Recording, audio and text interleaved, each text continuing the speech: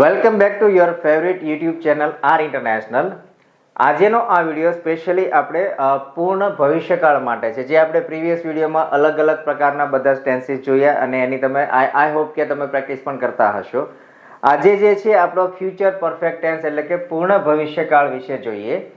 છે નોર્મલ, બહુ ઓછો યુઝ કરે છે લોકો, પણ તો be like when we are trying to make a speech, an impressive speech, or when we want someone to impress by our speech, we need to use a variety of grammatical range. અને આ જે range છે એ range માટે we need variety of tenses, અલગ અલગ ટેન્સના ઉપયોગ કરવા પડે છે.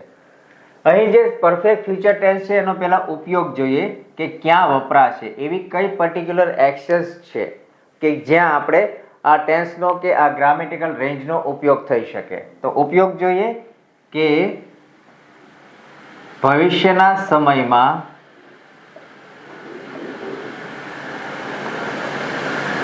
અમુક ક્રિયાઓ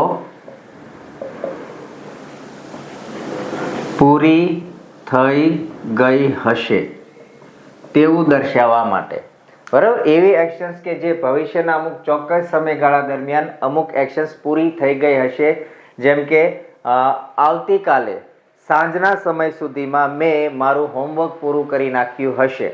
પૂરું કરી નાખીશ તો એ થશે સિમ્પલ ફ્યુચર ટેન્સ. પૂરું કરી રહ્યો હોઈશ તો બનશે કન્ટિન્યુઅસ ફ્યુચર ટેન્સ. અને અહીં છે એક્શન્સને આપણે કમ્પ્લીટ મોડમાં લઈ જવાની છે, એટલે કે આવતીકાલે સાંજના સમયે મેં મારું હોમવર્ક પૂરું કરી નાખ્યું હશે. અથવા તો 2025માં ઇન્ડિયન ગવર્મેન્ટે મેટ્રો રેલ પ્રોજેક્ટ પૂરો કરી નાખ્યો હશે. સિમ્પલ એક્ઝામ્પલ અગેન જોઈએ કે ગવર્મેન્ટ ઓફ ઇન્ડિયા આવનારા સમયમાં મેટ્રો રેલ પ્રોજેક્ટ પૂરો કરશે. કે મેટ્રો રેલ પ્રોજેક્ટ પૂરો કરશે એટલે કે ક્રિયા હજુ શરૂ થવાની પણ બાકી છે, એટલે એ થશે સિમ્પલ ફ્યુચર, સાદો ભવિષ્યકાળ.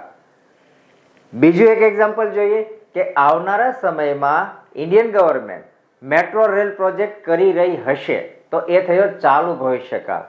અને અહીં જે છે આપણો પૂર્ણ ભવિષ્યકાળ એટલે કે પરફેક્ટ ફ્યુચર, એ એક્શન્સને પૂરી થતી બતાવે છે. એટલે કે ઇન્ડિયન ગવર્મેન્ટ 2025 સુધીમાં મેટ્રો રેલ પ્રોજેક્ટ પૂરો કરી નાખ્યો હશે. ઓકે, સો ક્લિયર થઈ કેવી કેવી ક્રિયાઓ આવશે શોર્ટમાં, કે ફ્યુચરના અમુક સમયમાં ભવિષ્યકાળમાં અમુક ક્રિયાઓ જે શરૂ થશે અને પૂરી પણ થઈ ગઈ હશે. આવું ઇન્ડિકેશન કરવા કે આવું દર્શાવવા આપણે પરફેક્ટ ફ્યુચર ટેન્સ એટલે કે પૂર્ણ ભવિષ્યકાળનો ઉપયોગ થાય છે. નેક્સ્ટ પોઈન્ટ છે એ છે ટુ બી. બરોબર, યુઝ ક્યાં ક્યાં થાય જોઈએ, ગ્રામેટિકલ સ્ટ્રક્ચર જોઈએ તો ટુ બી કયા કયા વપરાશે. સિમ્પલ છે, વિલ અને શેલ. બે ટુ બી અહીંયા વપરાશે, ડિપેન્ડ્સ ઓન સબ્જેક્ટ. બે ટુ બી વપરાય છે, વિલ અને શેલ અકોર્ડિંગ ટુ સબ્જેક્ટ. કે જો ક્રિયાનો કરનાર કર્તા એટલે કે સબ્જેક્ટ ધેય છે, આઈ છે, વી છે કે યુ છે, તો એમની સાથે વપરાશે શેલ. જ્યારે હી, શી અને ઇટ, તો એની સાથે વપરાશે વિલ. આ નોર્મલ યુઝ છે, પણ આજે આપણે જેમ મેં પહેલા વિડીયોમાં પણ તમને કહેલું તેમ કે મોસ્ટલી કેસીસમાં હવે વિલ વપરાય છે, શેલ વપરાતું નથી. જો ગ્રામેટિકલ લો પ્રમાણે જોઈએ તો આ જે છે ધે, આઈ, વી કે યુ, એમની સાથે વિલ વાપરી શકાય છે. કઈ રીતે?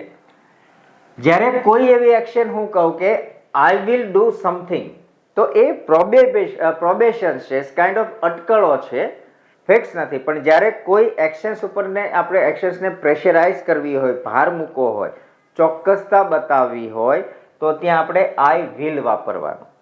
મીન્સ કે આઈ વિલ ડુ હોમવર્ક, કદાચ કરીશ બી ના બી કરું.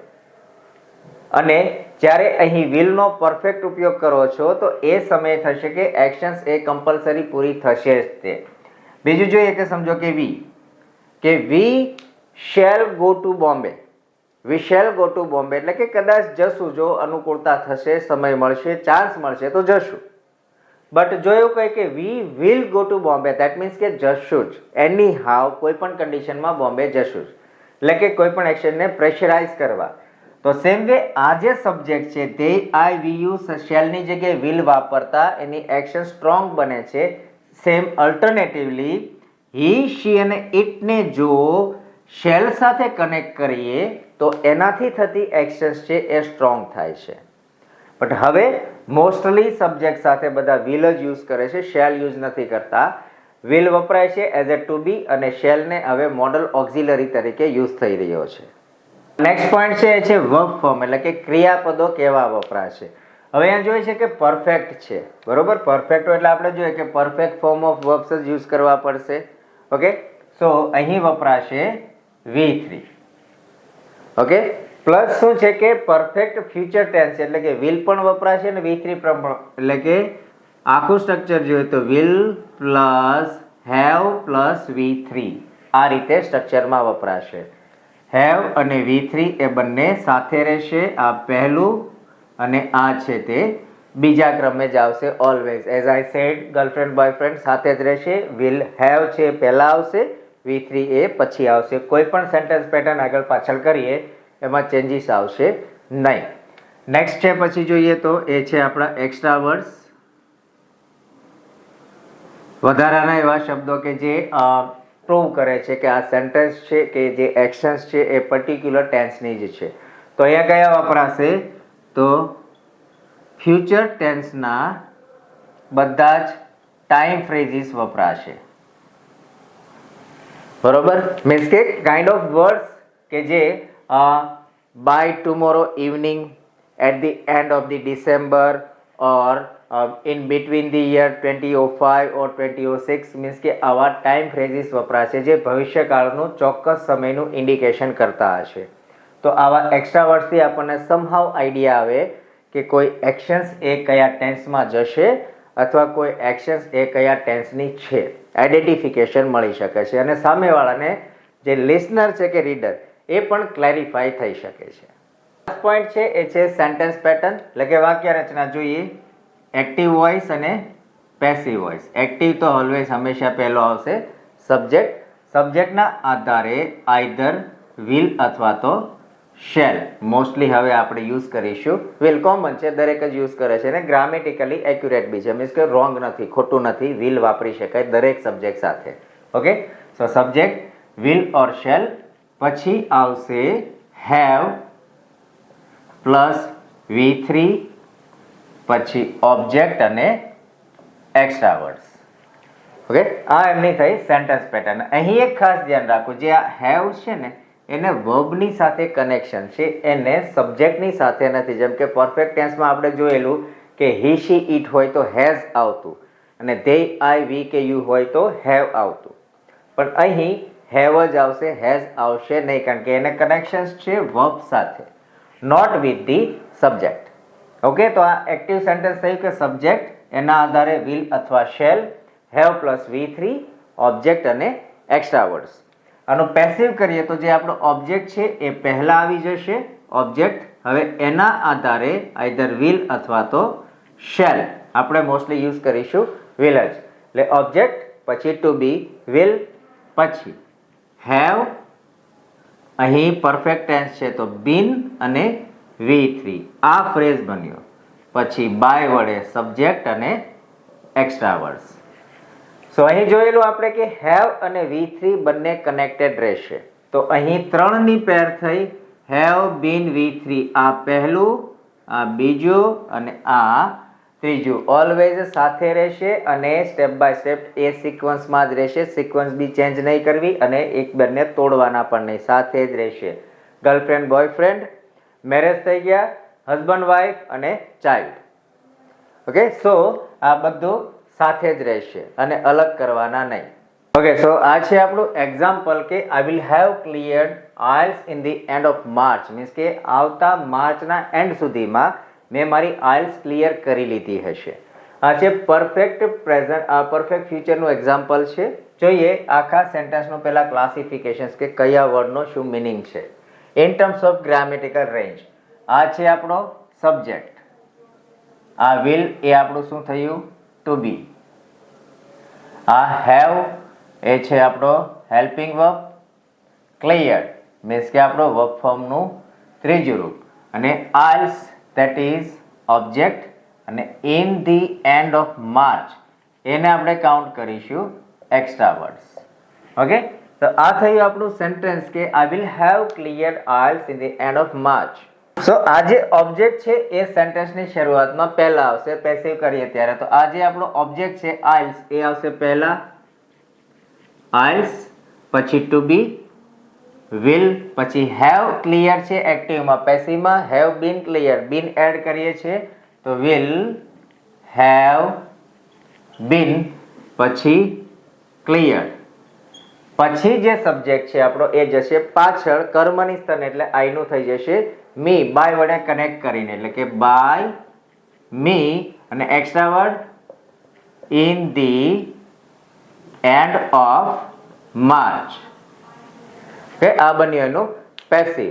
એક્ટિવ સેન્ટેન્સ હતું I will have clear IELTS in the end of March, passive થયું IELTS will have been cleared by me in the end of March. Next sentence બનાવીએ inverse question, એટલે કે inverted subject અને to be ને આગળ પાછળ લઈ લઈશું. As I said have plus V3 અને have plus been plus V3 સાથે જ રહેશે. આજે girlfriend boyfriend have plus V3 સાથે રાખવાનું છે. પેસિવમાં હેવ ની વચ્ચે બીન આવશે, એટલે કે ગર્લફ્રેન્ડ બોયફ્રેન્ડ મેરેજ થઈ, બીન એટલે કે એનો સન આવે, સાથે જ રહેશે. ઓકે, સો આનું પ્રશ્નાર્થ બનાવીએ આપણે. તો શું થશે? વિલ પહેલા આવશે, will I have verb form cleared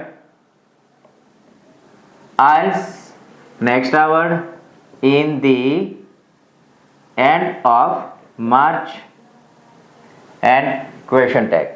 હવે આનો પેસિવ કરીએ તો ઓબ્જેક્ટ પહેલા આવી જશે, will છે આગળ જ રહેશે કે will, પછી આ ઓબ્જેક્ટ આઇલ્સ, will આઇલ્સ, પછી વર્ક ફોર્મ. તો અહીંયા હેવ પ્લસ V3 છે, પેસિવમાં have plus been plus V3, તો will IELTS have bin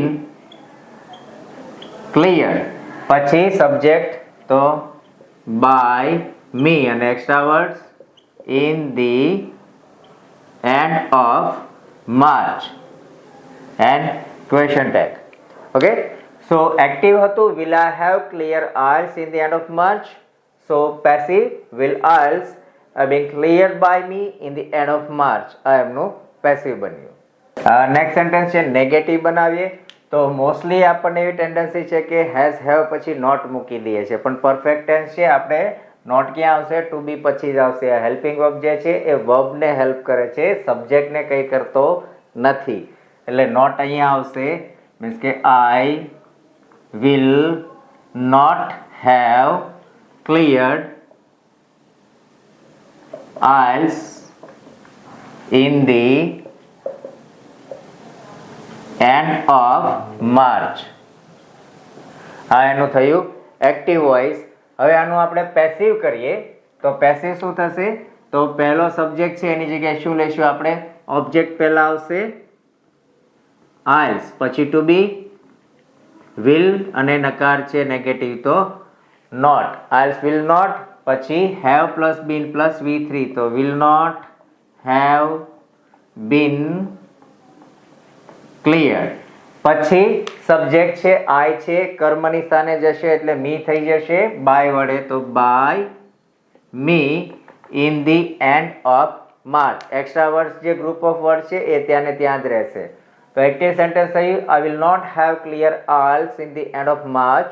and an passive તો IELTS will not have been cleared by me in the end of March. આ સેન્ટેન્સનું passive થયું. Next WH question બનાવીએ, એટલે કે હુ વડે પ્રશ્નાર્થ કરીએ. તો હુ એટલે કે સિમ્પલ છે, આપણો જે સબ્જેક્ટ છે એ સબ્જેક્ટ નીકળી જશે. તો who will have cleared IELTS in the end of March question tag. આનું પેસિવ કરીએ તો શું થશે? હુ છે તો ઓલવેઝ આપણે જે કરીએ કોણે તો કોના દ્વારા, તો હુ છે તો બાય હુમ, બાય હુમ, પછી ટુ બી આવશે, વિલ છે તો વિલ, પછી ઓબ્જેક્ટ આઇલ્સ, બાય હુમ વિલ આઇલ્સ, પછી આપણો વર્ક ફોર્મ છે હેવ પ્લસ V3, તો થશે have plus been plus V3, તો હેવ બીન ક્લિયર. હવે સબ્જેક્ટ તો who છે સબ્જેક્ટ હતો જ નહીં, who નું by whom, તો પૂરું થયું કે Isles have been cleared in the end of March. Okay, and પ્રશ્નાર્થ ચિહ્ન. એક્ટિવ સેન્ટેન્સ બન્યું કે who will have clear Isles in the end of March. Passive, by whom will Isles have been cleared in the end of March. આ બન્યું એમનું passive sentence. Next sentence બનાવીએ vote વડે. Vote એટલે કે જે ઓબ્જેક્ટ છે એના પર અસર કરશે. અહીંયા આપણે નીકળી જશે જ્યારે ઓબ્જેક્ટની ઇન્ફોર્મેશન જોઈએ ત્યારે આપણે સીધો વોટ વડે પ્રશ્ન પૂછીએ છીએ. તો વોટ પછી આવશે ટુ બી, વોટ વિલ પછી subject I have, verb form cleared. IELTS તો નીકળી ગયો છે તો in the end of March and question tag. Okay, so what will I have clear in the end of March? આનું passive કરીએ તો what પછી to be obvious જ્યાં છે ત્યાં તો what will પછી ઓબ્જેક્ટ તો નથી તો શું આવશે સીધું વર્બ ફોર્મ આપણું છે have plus v3 તો થઈ જશે have plus been plus v3 તો what will have been cleared અને આપણો સબ્જેક્ટ I છે પાછળ જશે by me in the end of March. આ બન્યું એનું પેસિવ કે બે સેન્ટેન્સ હતું I will have clear Isles in the end of March. એનું what વડે પ્રશ્નાર્થ બન્યું what will I have clear in the end of March. અને આ જે છે WH એનું પેસિવ બન્યું what will have been cleared by me in the end of March. હવે નેક્સ્ટ સેન્ટેન્સ બનાવીએ when વડે. when એટલે કે ટાઈમ ફ્રેઝિસ જે છે સમજો કે આપણે કોઈ ડાયરેક્ટ સ્ટેટ વેન વડે ક્વેશ્ચન ક્યારે કરીએ ટાઈમની ઇન્ફોર્મેશન જોતી હોય પર્ટિક્યુલર ટાઈમ ફ્રેમની ઇન્ફોર્મેશન જોઈએ વેન વડે પ્રશ્ન કરીએ છીએ તો અહીં આપણો જે ટાઈમ ફ્રેમ છે એન્ડ ઓફ માર્ચ એ રિમૂવ થઈ જશે તો બનાવીએ વેન પછી ટુ બી વિલ અને સબ્જેક્ટ વેન વિલ આઈ પછી verb form have cleared IELTS and question tag in the end of March એ રિમૂવ થઈ જશે. હવે આ જે સેન્ટેન્સ એનો આપણે પેસિવ બનાવીએ તો વેન ટુ બી તો જ રહેશે વિલ પછી ઓબ્જેક્ટ જે આપણો આઇલ છે આગળ આવશે when will IELTS have plus been V3 તો have been cleared subject by me. Okay, આ બન્યો વેન વડે. નેક્સ્ટ બનાવીએ વાય એટલે કે શા માટે રીઝનિંગ. ઓકે, તો રીઝન તો નથી પણ જ્યારે રીઝનની ઇન્ફોર્મેશન જોતી કે ભાઈ મેં માર્ચના એન્ડ સુધીમાં શા માટે ક્લિયર કરી હશે because I will not have time. Okay, so why વડે તો why will I have why will I have cleared IELTS in the end of March. આ એનું બન્યું એક્ટિવ વોઇસ કે why will I have clear Isles in the end of March.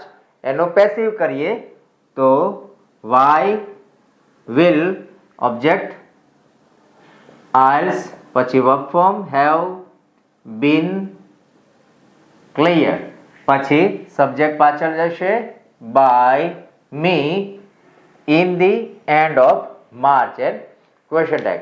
Active voice હતું why will I have clear Isles in the end of March અને એનું passive થયું why will Isles have been cleared by me in the March. Okay, so those are the sentences ke if you keep practicing at your home, if you will be working on particular topic or particular sentence by day to day practice, so I'm damn sure you will also have that much fluency because grammar is everything. Without having a strong base of grammar, we cannot move ahead or we are not able to even clear IELTS. There are number of students who are looking to clear IELTS in first attempt with good band score, like they are dreaming to have at least 7 or more in their first attempt and they forget the importance of basic grammar. And IELTS is looking for only and only in priority or in primary checking level, they check the basic grammar only. So I advise all of you, please clear your basic grammar first and then move for the advanced English. અમુક આપણે day to day routine sentences જોઈએ. આ તો આપણે જોઈએ કે active અને passive kind of grammatical structure and modification in terms of sentences. હવે આપણે જોઈએ કે અમુક એવા સેન્ટેન્સીસ જે આપણે ડે ટુ ડે રૂટીનમાં યુઝ કરીએ, જેમ કે હું આવતીકાલે સાંજ સુધીમાં વડોદરા પહોંચી ગયો હોઈશ, બરોબર. So it can be that way કે આઈ વિલ હેવ પછી પહોંચવું એટલે કે reach. So I will have reached. ક્યાં પહોંચી ગયો હોઈશ? તો બરોડા. ક્યારે? આવતીકાલે સાંજના 7 વાગ્યા સુધીમાં. તો at Baroda by the evening, અથવા તો at 7 o'clock in the evening. Okay. પછી ત્યાં પહોંચ્યા પછી શું હશે કે ભાઈ મારું એક મીટિંગનું કામ હતું, તો સાંજની 7:30 થી 8:30ની મીટિંગ છે, તો 9 વાગ્યા સુધીમાં મેં મારી મીટિંગ પૂરી કરી લીધી હશે. સો આઈ વિલ હેવ, પૂરું કરવું એટલે કે finished. I will have finished my meeting by the 9 o'clock in the evening. એટલે કે સાંજના 9 વાગ્યા સુધીમાં મેં મારી જે મીટિંગ છે એ મીટિંગ પૂરી કરી લીધી હશે. પછી 10 વાગે હું જમી લીધો હશે, એટલે કે ડિનર કરી લીધો હશે. સો I will have finished. અથવા તો another word we can use completed, અથવા તો eaten, ખાઈ લીધું. સ્પેશિયલ વર્ડ eaten, કે I will have finished or completed or eaten my dinner in the evening. એટલે સાંજે મેં મારું ડિનર પૂરું કરી લીધું હશે. પછી કે ભાઈ બીજા દિવસે સવારે ઉઠીશ, મીટિંગ છે, વોટેવર જે કહે કે ભાઈ બપોર સુધીના સમયમાં મેં બેંકમાં અમુક અમાઉન્ટ જે ડિપોઝિટ કરવાની એ કરી દીધી હશે. So I will have deposited the sum of, એટલે કે અમુક અમાઉન્ટ જે કહીએ કે આટલી રકમ, તો the sum of 25 lakh in the bank of Baroda. હવે મેં બેંક ઓફ બરોડામાં રકમ ડિપોઝિટ કરી દીધી હશે અને બપોરના 2 વાગ્યા સુધીમાં જેમની સાથે મીટિંગ હતી એમને પૈસા મળી પણ ચૂક્યા હશે. So bye the 2 o'clock they will have received the amount, એને પૈસા મળી ગયા છે. શેમાં? તો in their business account, in their business account. અને કઈ રીતે મળ્યા હશે? તો વાયા અથવા તો બાય RTGS. આ ફોર્મથી એમને પૈસા મળી ચૂક્યા હશે. અને એ દિવસે સાંજના 11 વાગ્યા સુધીમાં હું સુરત મારા ઘરે પહોંચી ગયો હોઈશ. તો ત્યાર પછી I will have reached to my home Surat by the, અથવા તો it can be at 11 o'clock in the evening, અથવા તો in the late night. Okay, so આ જે છે perfect future tense. Perfect future tense જે આપણા ડે ટુ ડે રૂટીનમાં લાઈક ઘણો બધો ઉપયોગ થાય છે, પણ આપણે કરતા નથી. પણ જ્યારે એનો યુઝ કરવાની શરૂઆત કરીએ તો આપણી જે way of messages or clarity of passing message from one person to another person એ એકદમ ક્લેરિફાઈ થઈ જાય છે. તો મિનિંગ ઓર મેસેજીસ. હવે અહીંયા છે કે હું આવી ગયો હોઈશ અને આવીશ, I will rich to home, clear નથી. પણ હું રાત્રે 9 વાગે પહોંચી જ ગયો હોય, so I will have reach to my home at night or at 9 o'clock. તો જે તે એક્શન છે સ્પેસિફાય થાય છે. Let's look the passage again. I will have reached Baroda by evening. I will have finished my meeting by the 9 o'clock in the evening. I will have finished or either completed or eaten my dinner in the evening. I will have deposited this sum of 25 lakh in the Bank of Baroda, and by the 2 o'clock they will have received the amount in their business account by or via RTGS. I will have reached to my house Surat at 11 o'clock in the late night or in the evening. Okay, those are the practice that you will have to practice every day in your paper. I will advise personally ખાલી શીખવાથી કે કઈ ગ્રામરની શું pattern છે, કયા ટેન્સની શું range છે, એ શીખવાથી આવડી નહીં જાય. You will have to practice at your home. We did the past, we learned the present, and also we have clear a grip on the future tense. ત્રણ ટેન્સ આવી ગયા છે, તો હવે I will advise start writing your diary, means કે daily schedule. બપોરના સમય લખતા હોય રીતે કે સમજો કે સવારે ઉઠી બપોર સુધી શું કર્યું, that would be your past actions. શું કરી રહ્યા છો એ સમયે, તો it can be like your present, and શું કરશો up to evening or night એ તમારું ફ્યુચર થશે. એવરીડે તમારી એક્શન્સ જે છે અથવા તમારું સ્કેડ્યુલ છે, એવરીડે રૂટીન એને લખો, પ્રેક્ટિસ કરો, તો જે ગ્રામરની તમારી ગ્રીપ છે એ એકદમ સ્ટ્રોંગ થશે. And when you will try to go for either like most of the student go for PT or it can be IELTS, તો તમને ફર્સ્ટ અટેમ્પમાં સારો સ્કોર આવશે. So friend, that was the perfect future tense, એટલે કે પૂર્ણ ભવિષ્યકાળ, and with the help of some examples I try to explain it in detail. If you have any queries or concern regarding the explanation, or if you having some doubt while you are practicing at your home, do mention your issues in the comment section. I'll reach to you personally and I'll try to sort out your all the queries. તમને video કેવો લાગ્યો છે નીચે comment બોક્સમાં બતાવજો, and like, share અને subscribe કરવાનું ભૂલતા નહીં, ને ખાસ કરીને બેલ આઇકન પ્રેસ કરજો કે જેથી તમને દરેકે દરેક નવા વિડીયોની અપડેટ ઓર લેટેસ્ટ અપડેટ ફટાફટ મળી રહે. જે સ્ટુડન્ટને કે જે વ્યક્તિને ઇંગ્લિશ શીખવાની ઈચ્છા છે એમના સુધી આ વિડીયો પહોંચાડવા માટે હેલ્પ કરજો કે જેથી એ લોકો પણ એકદમ સરળ રીતે અને પરફેક્ટલી ઇંગ્લિશ શીખી શકે. Thank you, and let's catch you up in the next video or next session of learning with R International.